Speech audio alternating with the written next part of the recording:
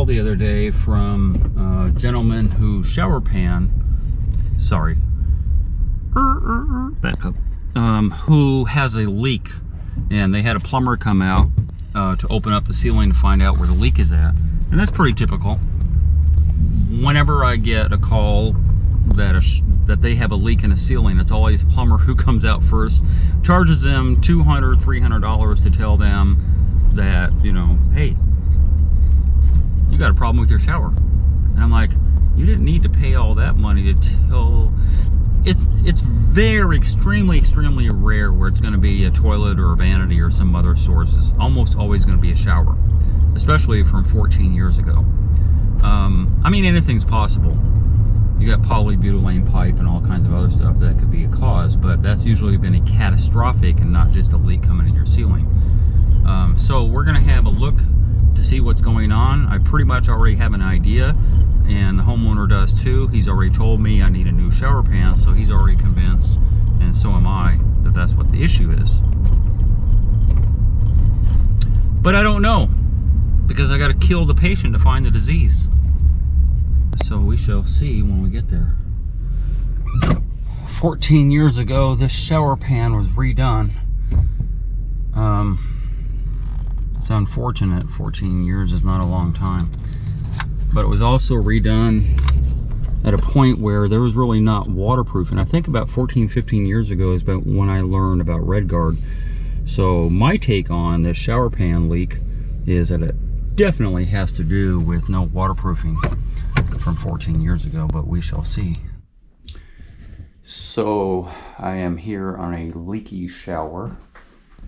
Typically when I come onto one of these showers that have failed, a plumber will come in just like they did here and cut out. I wish they had cut out a larger hole, but they cut out a hole to find out where the leak is coming from. All your bathroom stuff, your vanity, your shower, your toilet, all that stuff is within this area.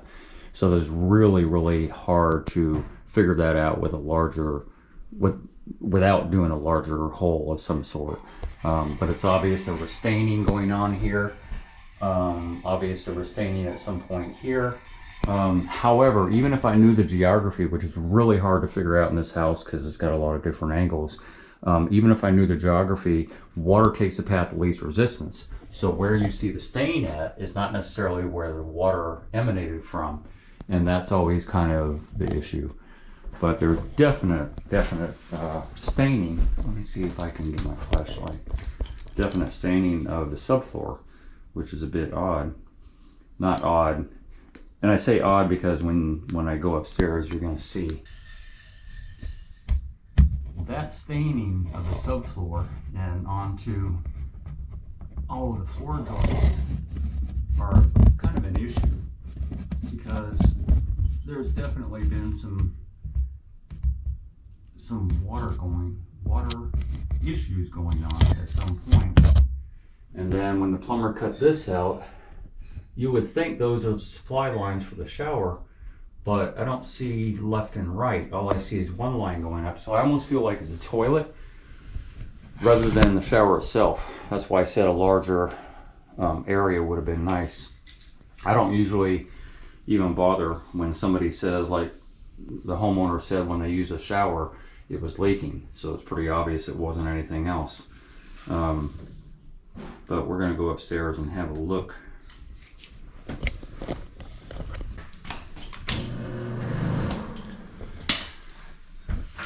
So this is one of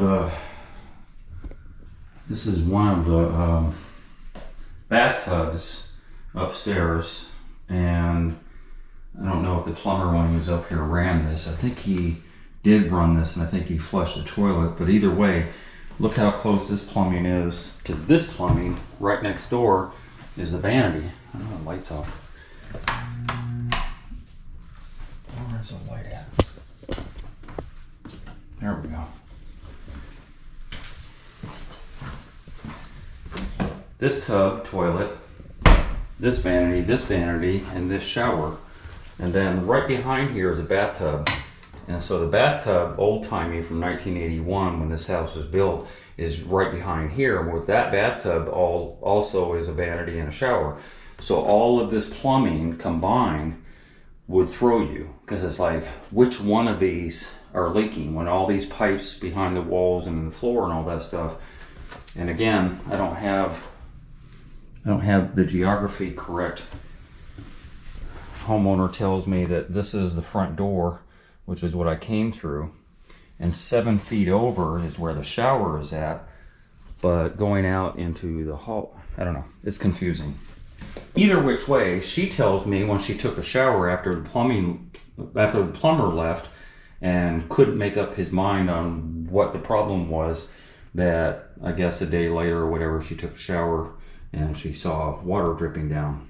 So we pretty much know it's a shower. I kind of, more or less, I could have told them that to start with. It's very rare that it's the vanity or the toilet. It's not that it doesn't happen, it's just that more likely than not it's a shower. So the history on this is that from 1980-81, when this house was built, there was a leak 14 years ago. And that was 14 years after the house was built, the shower was built, right? So 14 years later, they had the shower pan redone, which was 14 years ago. And when I first look at a shower, the first thing that I do is kind of ascertain if this guy was a good tile guy. And in this case, this is travertine natural stone with tumbled marble on the floor. And with the curb, there's no curb top, it's just tile. So that usually is A number 1. That's usually where water begins the leaky process. The leaking happens inside of the curb and or from within the shower pan with whatever material they built the curb with, and it kind of wicks up and to the top and then out and then down onto the floor from day one. So 14 years ago, if what I suspect is they put the wallboard inside of the pan mortar, then that water has emanated out of the pan and into either the studs and or the curb. And that right below here is where the water started getting into the subfloor, which is plywood. And then years and years and years with that saturation over and over and over again, finally the leak kind of reared its ugly head 14 years later. But it took time to do it. Because what I'm seeing here is that this is a pretty good tile guy. And as I was talking to the homeowner, I noticed, because I just kind of have peripheral vision and I'm noticing little things as I'm speaking to the homeowner, and I noticed, ooh, I don't like these little 2-inch cuts. And I don't like these little 3-inch cuts, because everything is symmetrical in my brain, right? But then look at that. The drain is a perfect square, right? And so that in order to get the drain center of the tile, there had to be these type of cuts. So I kind of gave him a pass on that, but I still don't like that. That still throws me off. I would have opted for a linear drain or something different to where the left matches the right. But having said that, everything else is really, really nice. There's really no lippage to speak of on this tile. I love working with travertine. Back in the day, 20 years ago, we did a lot of travertine. We did a lot of natural stone. We did marble and travertine and granite, and natural stone's fun to work with. I like that there is a definitive slope. I like the symmetry that, you know, he made the cuts on with the line and all that stuff, and the symmetry goes right up the niche and into the field tile. So I really like that he is a good tile guy. I probably would have had a little bit of bump out on the bottom piece so water could run off a little better. One of the things about travertine natural stones, when they redid this shower, they had a different coloration. They couldn't get the exact match on the rest of this tile down here. But over time, see all this pitting? All this pitting, the homeowner said, hadn't occurred when this tile was kind of nice and flush, and this isn't. And she said it wasn't like that 14 years ago. So she claims that her cleaner probably is using a bleach material. You cannot use a bleach type product onto natural stone, because this is what you end up with. Just a heads up. And I had travertine in my shower, and I made sure I was the only one that cleaned it. And then of course this is tumbled marble. And it's a nice job. There's nothing wrong with this. The slope, you know, works properly down to the drain. The curb is nicely done with this slope going on. I mean, it's very obvious that there's a definitive slope on the curb. Although I mentioned about the monolithic curb top, which they actually make in this type of stone, and she passed on that, so she doesn't want that. She likes the tile the way it is. Anyway, what we got going on here? A little bump out on these walls, because I saw her other shower too, and they did the same thing. They had a little bump out, little 1-inch bump out on both left and right walls. And I'm not sure exactly why, because I know this wasn't floated. Well, I don't know anything until I take things out, but I'm pretty confident it wasn't floated. So the only thing that I could figure is that whatever wall board was on here was left here, and then they put backer board on top of that, and then the tile, which bumped them out this far. Not really sure why. Design feature? I don't know. That fan throws me off. Why is it not center? Anyway, all that to say that we have a leaky shower pan. Somewhere along the line, when the first guy did it 28 years ago, and when the second guy did it 14 years ago, they both did it wrong. And so, third time's a charm, I guess. But, you know, as I said, more likely than not is the curb. It's either the left side or the right side, or it's right here center where the grout lines are at, which is why I like the monolithic curb top. So we don't have to deal with the grout lines anymore. And I'm almost confident, I could bet money on it, that nothing was waterproofed. I'm almost certain nothing was waterproofed.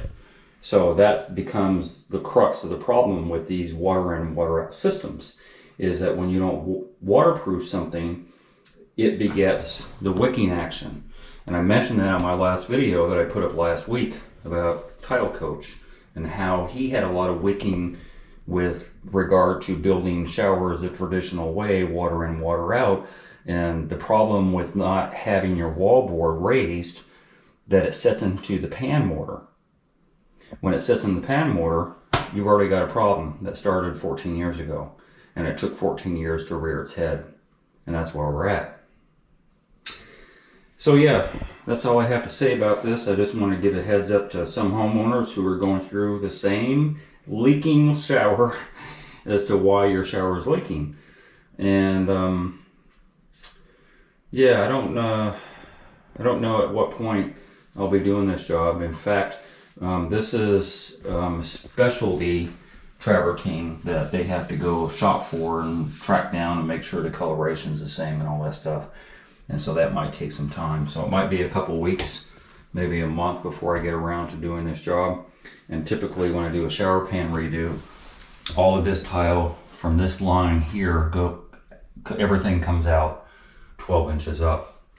And then hopefully not damage any of the surrounding tile, the adjoining tile. And then everything is pulled out, including the curb, shower doors will be taken off temporarily. And then we're down to nothing and start from scratch. And then that way I can look at the subfloor and see what kind of damage was done and from where it emanated. As I always say, I have to kill the patient to find the disease. I cannot tell where the leak is coming from until everything is torn out. So we'll go through that process as soon as the homeowner gets their hands on some tile. So that's all I have to say about that. Stay tuned. If I do this job, I will definitely post it on the channel so that you guys can see and understand how showers are built and how they fail. I think that's kind of a motto here, is finding out problems and resolving those issues going forward on any project that you're doing.